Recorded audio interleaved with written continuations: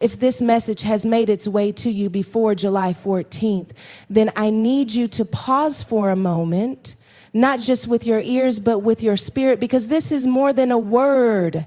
It's more than a coincidence. This is divine alignment. This is heaven interrupting your routine to say, congratulations, you're right on time. You didn't miss the window. You didn't miss the blessing. You didn't get left behind. You are exactly where God wants you to be. And everything that tried to delay you is about to regret it. See, what you've been walking through was not a detour, it was preparation. You thought you were stuck, but God was staging. You thought you were forgotten, but God was forming. The shaking wasn't to destroy you. It was to deliver you. And before July 14 hits, something is shifting.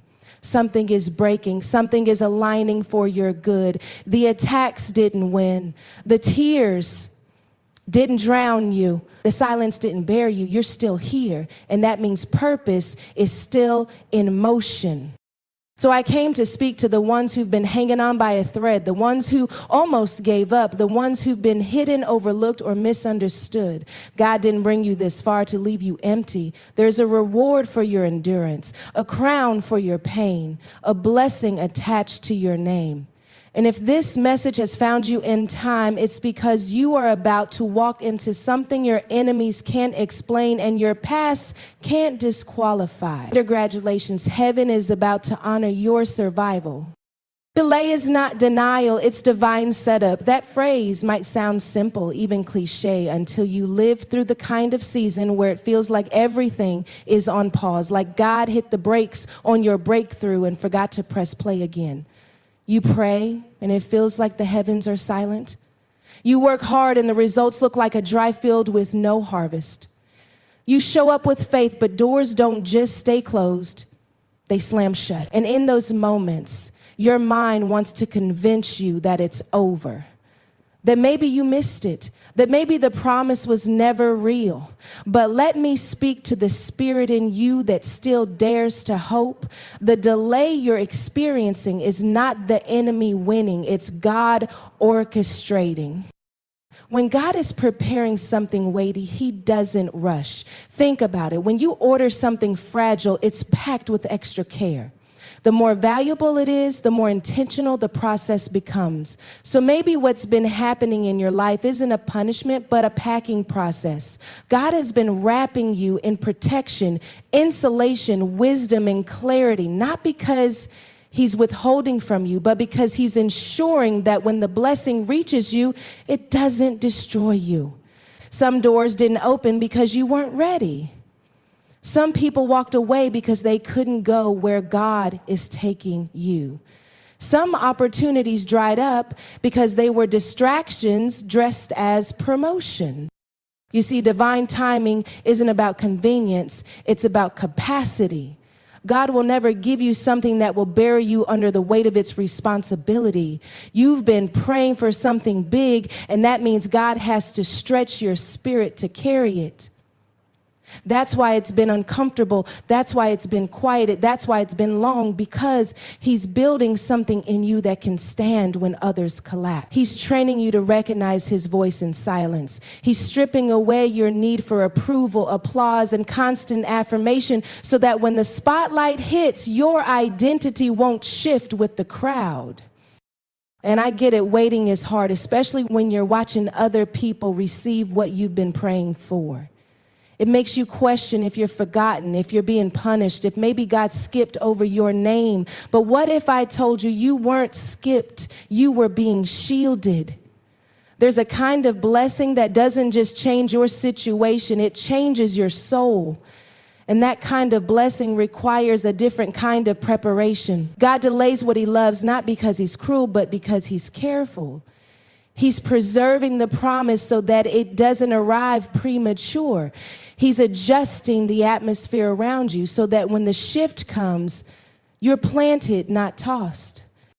Think about Joseph, called, chosen, favored, but thrown into a pit, sold into slavery, forgotten in prison. If you looked at any moment in isolation, it would look like delay. It would look like God wasn't answering. But in the background, God was aligning every piece of the puzzle. He was turning injustice into elevation. He was using betrayal to position Joseph for influence. If Joseph had rushed the process, he would have missed the palace. And some of us are trying to microwave what God wants to marinate. We're so focused on speed, but God is focused on substance. There are things God is doing in you that can't be rushed. Character development, healing from past trauma, purging pride, birthing vision. All of that takes time. And if he gave you what you asked for before you were whole, you'd sabotage it. God doesn't want you to just receive the blessing. He wants you to sustain it. That's why the delay exists. Not to torture you, but to train you. He's teaching you how to worship without results, how to trust without proof, how to walk in faith even when you feel empty-handed. Because once you master that, you become unstoppable. Not because life stops being hard, but because your foundation is no longer based on outcomes, it's based on obedience. You thought the waiting season was wasted time, but it was actually sacred time. God was pruning, God was detoxing, God was pruning relationships that couldn't grow with you. God was breaking cycles that you thought were normal. God was removing props so you would learn how to stand. The delay wasn't a denial, it was a detox. He's been emptying you of everything that would have contaminated the blessing. And sometimes the greatest gift God gives you is the time to become someone who won't fumble the miracle. So yes, it took longer than expected. Yes, you had to watch others go ahead of you. Yes, you had to endure rejection that bruised your heart, but you're still here, still standing, still believing. And whether you see it or not, that's proof that the delay did not destroy you. It developed you. You're stronger now. You're wiser now. You don't chase what you used to chase. You don't settle for what you used to settle for. You don't apologize for taking up space. And that right there is a setup. Because when God moves, he moves fast. And he moves when your spirit is ready, not when your ego is desperate. So instead of begging God to speed it up, maybe this is the season to ask him to finish what he started in you. Because the real flex is not arriving early. It's arriving whole. It's showing up in the room knowing that you didn't force it, manipulate it, or fake your way through it. You trusted, you waited, you surrendered. And now when the moment comes, you won't be overwhelmed. You'll be prepared. That's what divine setup looks like. It's not always pretty. It's not always public, but it's always perfect because God knows what he's doing, even when it feels like nothing's happening. Your obedience protected a blessing you haven't seen yet. And I know that's hard to digest when all you have in front of you is the silence of a season that looks like nothing's changing. When you obeyed, you expected movement. You expected reward. You expected the fruit to show up right after the sacrifice. But what do you do when your obedience doesn't give you results? It gives you resistance. When your yes to God doesn't open doors, but instead shuts the ones you thought were yours. That's where faith gets tested. That's where your roots go deeper. Because real obedience isn't proven in the presence of outcomes. It's proven in the absence of them. Some of you walked away from relationships that fed your flesh but drained your spirit. You obeyed. You disconnected even when your heart still craved the comfort of dysfunction. And because of that one decision, you set something in motion in the spiritual realm. You thought you were just letting go of a person, but what you were really doing was making room for purpose. You thought you were just choosing peace, but what you really did was partner with heaven. You chose healing over habit. And that obedience, it didn't go unnoticed. It wasn't a wasted moment. It was a seed sown into soil you haven't seen yet. Others of you were told to stay when everything in you wanted to run. You wanted to quit, walk away, ghost the process, but God whispered, be still. And even though it made no sense, because staying looked like stagnation, you obeyed. You sat in the discomfort. You stayed in the job. You endured the isolation. And what you didn't see was how heaven was watching. That obedience held back an attack. It built spiritual muscle. It positioned you for something greater. It looked like nothing, but it was everything. Because obedience is never small when it's rooted in trust. And trust is never wasted when it's planted in God. You don't even realize the kind of storms you avoided just by listening, the conversations you didn't enter, the revenge you didn't take, the posts you didn't make, the apologies you gave, even when your pride said, let them come to you. That obedience felt like weakness, but in the spirit, it was warfare. You silenced the enemy without saying a word. You chose maturity over ego. You chose obedience over optics. And God has a way of rewarding those quiet, unseen choices in ways that go beyond anything you could ask or imagine. You may not have seen it yet, but you will. Because obedience always leaves a trail that God follows with blessing.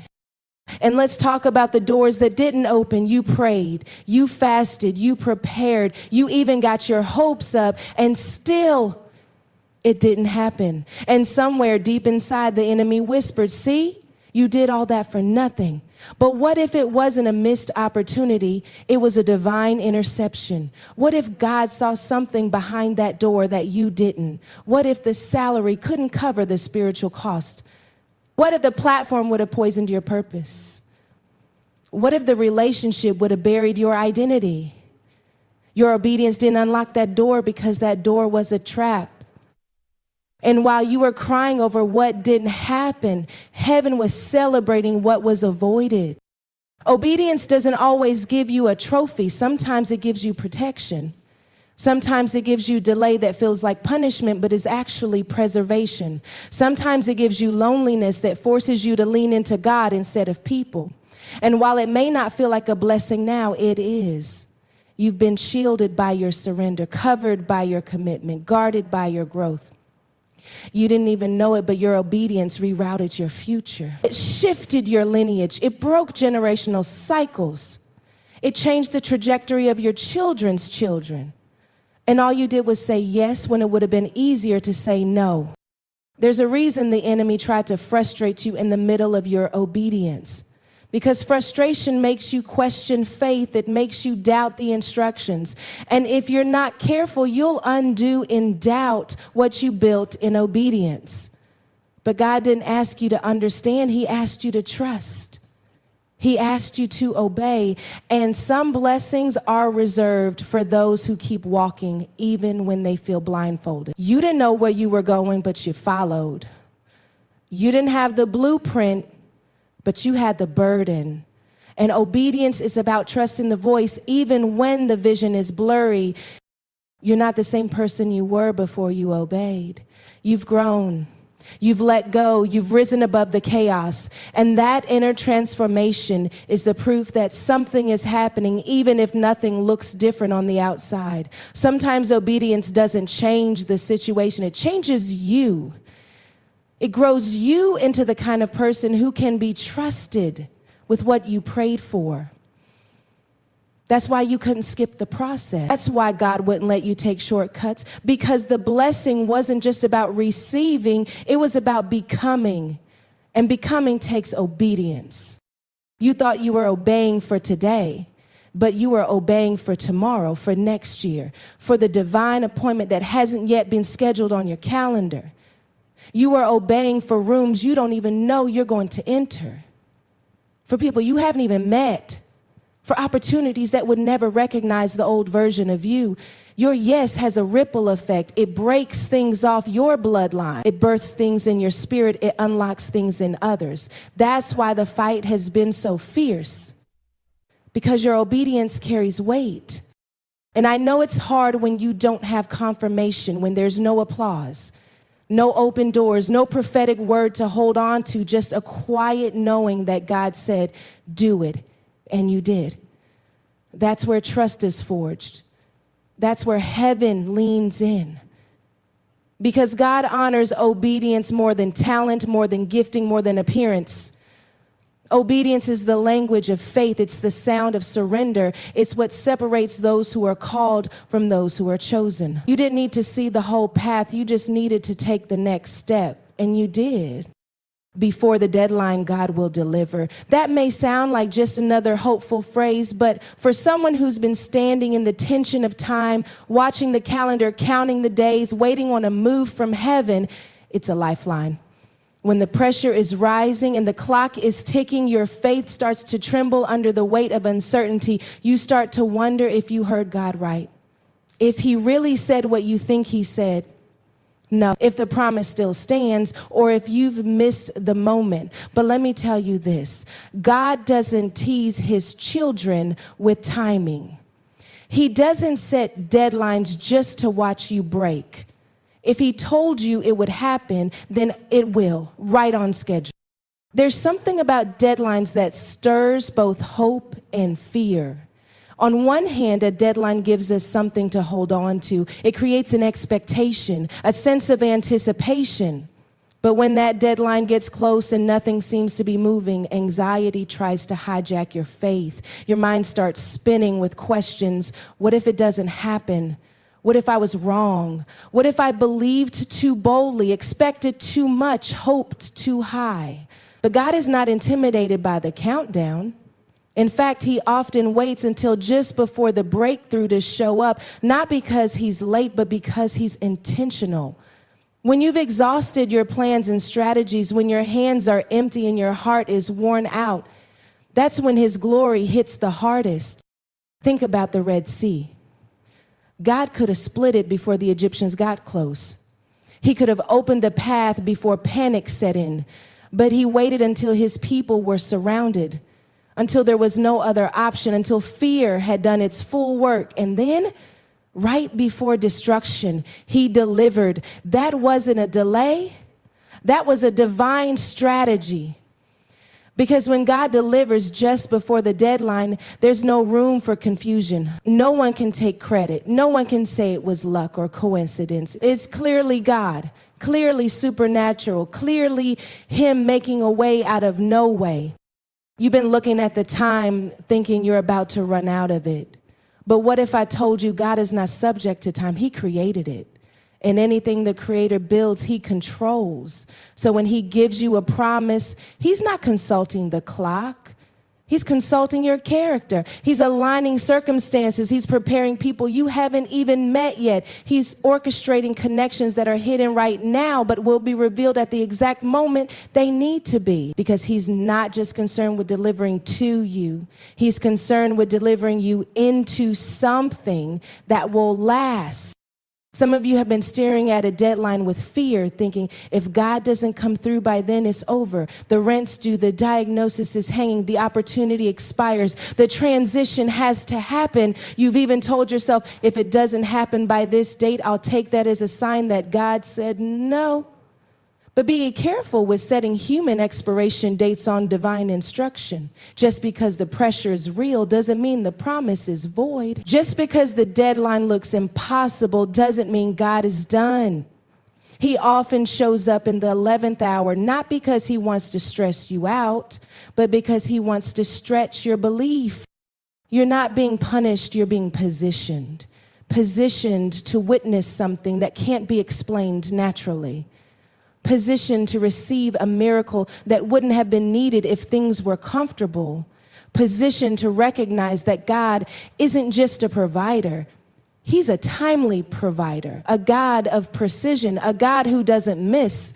So even when it feels like he's running late, trust that he's arriving exactly when he needs to. Because when it's time, it won't be hard. It won't be forced. It won't be manipulated. It'll be right. It'll be clear. It'll be God. This is why the enemy has been attacking your patience. He knows your faith is connected to your endurance. If he can get you to give up before the deadline, you'll miss the door that was about to open.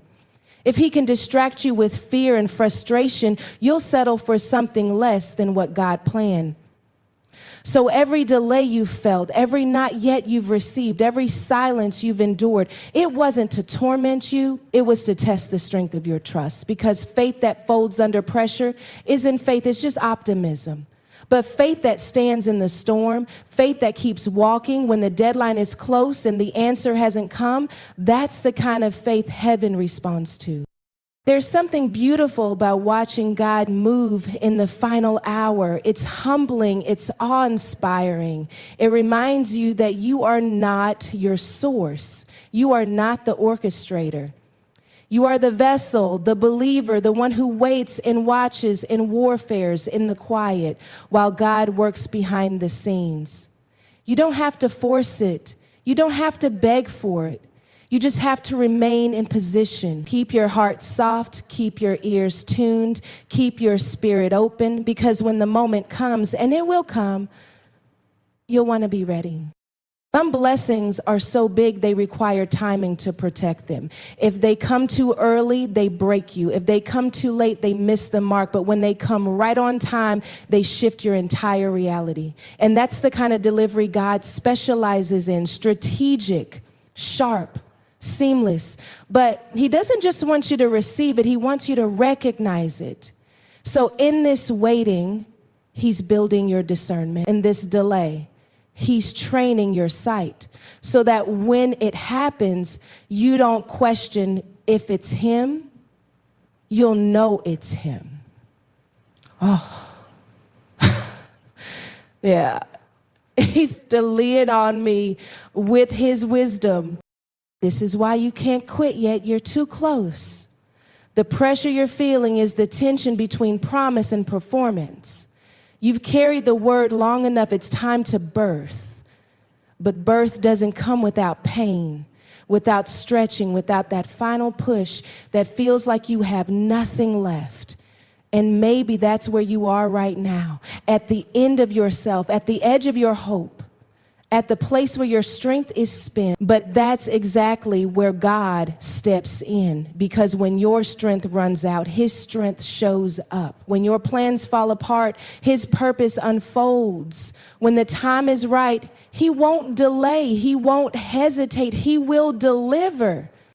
Congratulations, you're walking into what tried to break you.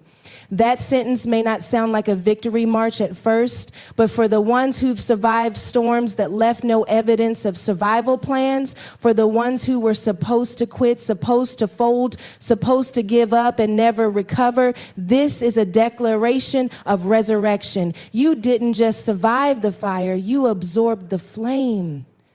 You didn't just live through the loss, you learned from it. You didn't just take the hit. You stood up with strength you didn't even know you had. And now the very thing that was meant to crush you has become the ground beneath your next step.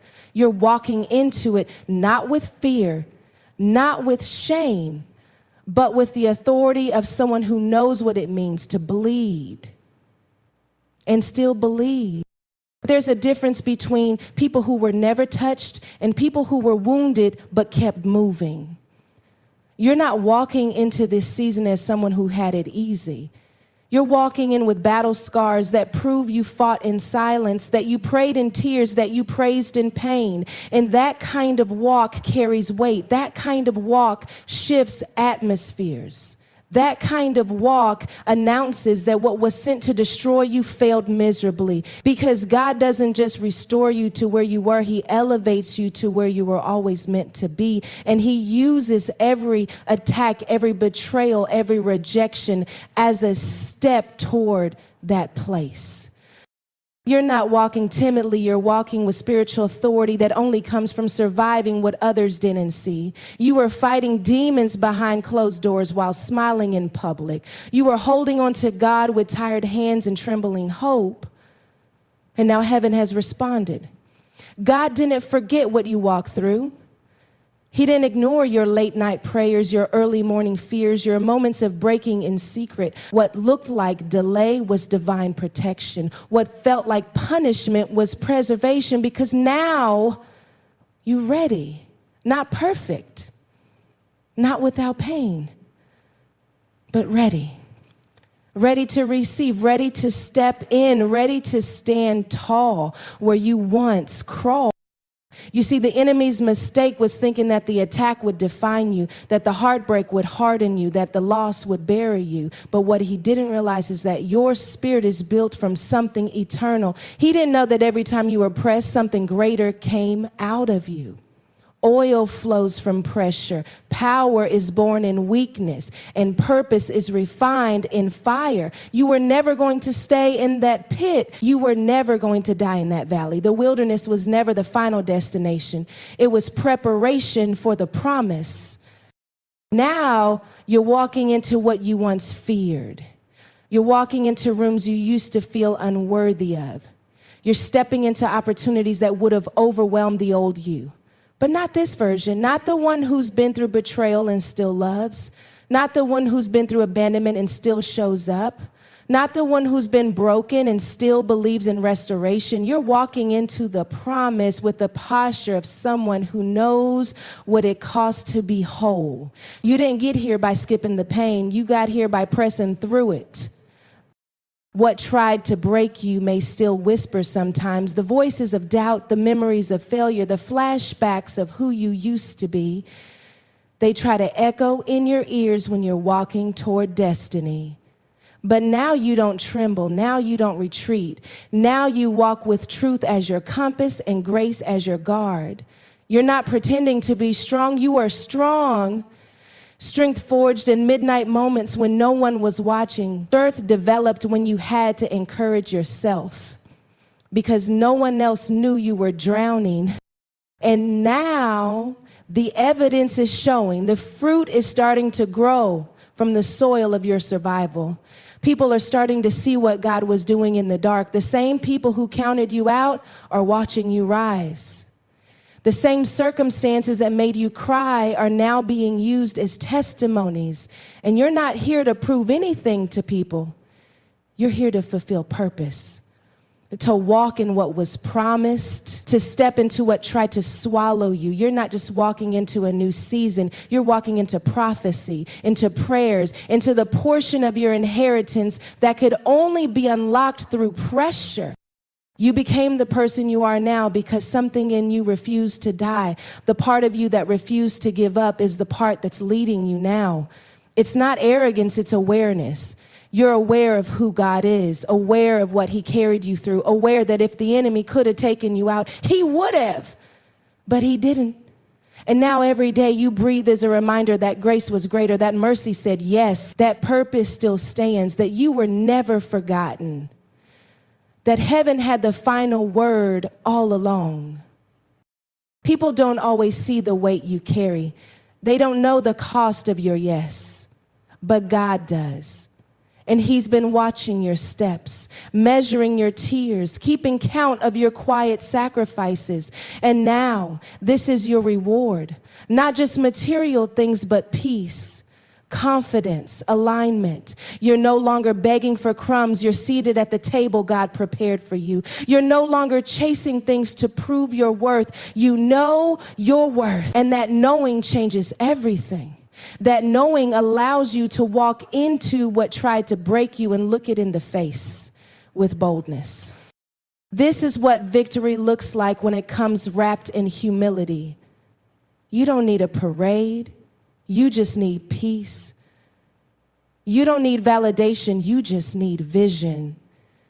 You've been tested and now you're trusted. God knows he can place weight on you and you won't fold. He knows you won't lose him when you gain influence. He knows your heart stayed soft even when life got hard. And because of that, there is a shift taking place, a divine unlocking. Doors you didn't knock on are about to open. Rooms you didn't campaign for are about to call your name, not because you chased them, but because you chased him. You're walking into favor that your tears paid for, walking into clarity that confusion tried to blur, walking into rest after seasons of constant stretching. And this time, You're not going in as the same version of yourself. You've been upgraded in the wilderness. You've been promoted in the pain. You've been transformed in the trenches. What tried to break you was actually building you. And now as you step forward, you're doing so with the grace of someone who knows God didn't just keep you alive, he kept you aligned. He didn't just bring you through, he brought you up.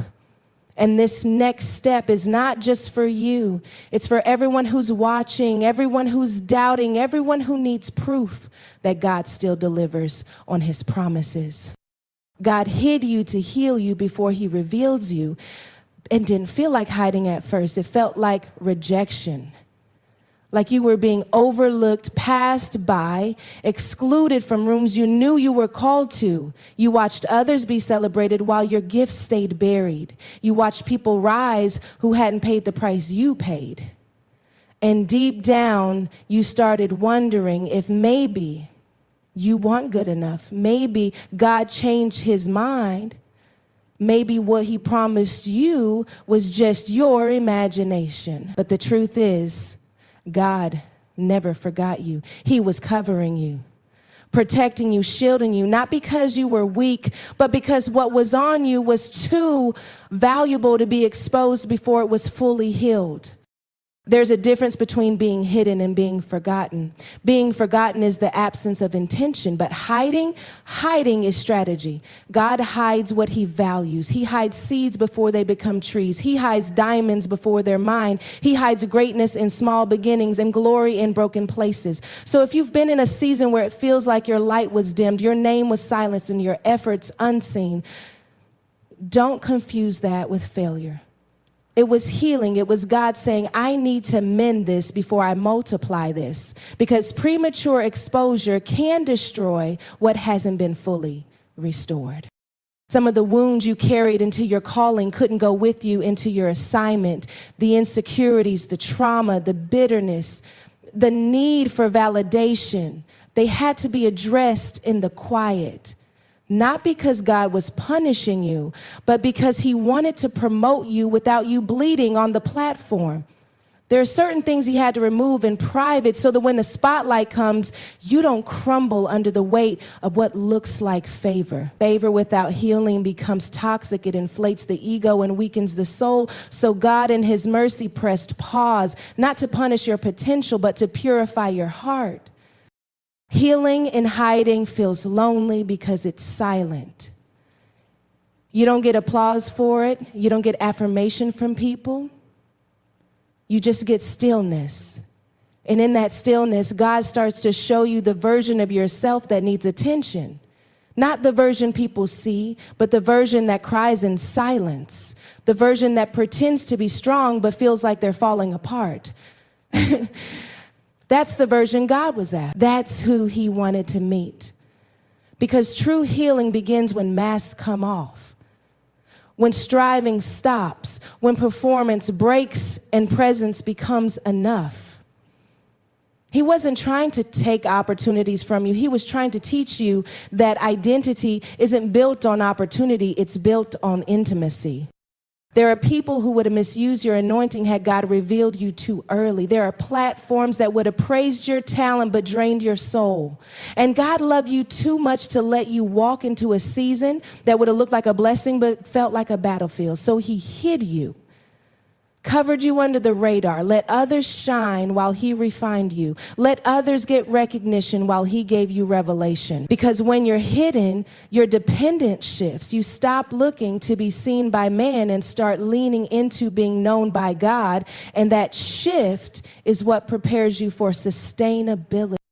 The process of being hidden teaches you to hear God without needing confirmation. It teaches you to walk by faith when there's no audience, to build in silence, to obey without clapping. It breaks the addiction to applause and replaces it with an anchor in obedience. So when the time comes and God does reveal you, you're not swayed by opinions or distracted by attention. You're grounded, you're centered. You've already died to the need to be celebrated because you've been held in the arms of the one who sees everything. You don't need people to validate your worth when heaven already stamped your identity. Healing isn't just about mending wounds, it's about preparing capacity. You've been asking God for big things, big doors, big platforms, big impact, but big things require healed vessels. Otherwise, the weight of what you're asking for will collapse the parts of you that still haven't been made whole. So while you were praying for increase, God was pulling you into the cave, into solitude, into inner work. He was enlarging your capacity to handle the blessing so that when it arrives, you're not just ready externally, you're healthy internally. And that health becomes your foundation. People may have misread your hidden season. They may have assumed you fell off, that you lost your fire, that you missed your moment. But what they didn't see is that you were in the hands of the potter, being reshaped, being remade, being recentered in your purpose. And now that the healing has happened, the revealing is near. But this time, you're not walking out wounded. You're walking out whole. You're not stepping into rooms to prove anything. You're stepping in as confirmation that God still raises those who surrender. Some of the hardest healing happens in the places we thought we were ready for. You thought you were ready for the stage, but God saw a heart that still needed security. You thought you were ready for the relationship, but God saw trauma that would sabotage intimacy. You thought you were ready for leadership, but God saw pride that needed pruning, so he hid you, not to hold you back, but to prepare you for longevity. Because real elevation is not a sprint, it's a stewardship. And God won't let you manage what you can't maintain in peace. There is a deep strength that comes from healing in private. It creates endurance. It builds trust. It silences fear. It teaches you that even when no one claps, you're still called. Even when no one sees, God is watching. Even when the world forgets your name, heaven remembers your assignment. And that truth will carry you into the season of revealing, because now you're not chasing stages, you're stewarding assignments. You're not thirsty for attention, you're full from time with God. And that fullness is the evidence that the healing worked. The hiding place became the healing place, and the healing place became the proving ground. Now you're emerging not as someone who needs the light, but as someone who carries it. You're emerging with scars that don't speak of shame, but of survival. You're emerging with clarity that can be shaken, with confidence that doesn't need to be loud, with power that comes from peace. And that's what makes your reveal so powerful. Not the crowd, but the character. Not the moment, but the maturity. Because what God does in you while you're hidden is what holds you when you're seen.